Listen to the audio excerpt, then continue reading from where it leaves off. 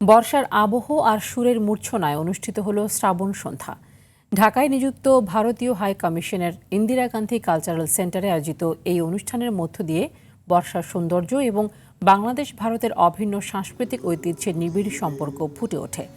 আয়োজকরা জানিয়েছেন, এমন আয়োজন দুদেশের মধ্যে সাংস্কৃতিক বিনিময়, পারস্পরিক সম্প্রীতি ও বন্ধুত্বের সম্পর্ককে আরও দৃঢ় করবে।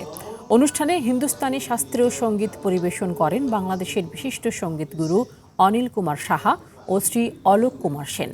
খ্যাতিমান রবীন্দ্রসঙ্গীত শিল্পী ও গবেষক ডক্টর চঞ্চল খান পরিবেশন করেন একক রবীন্দ্রসঙ্গীত।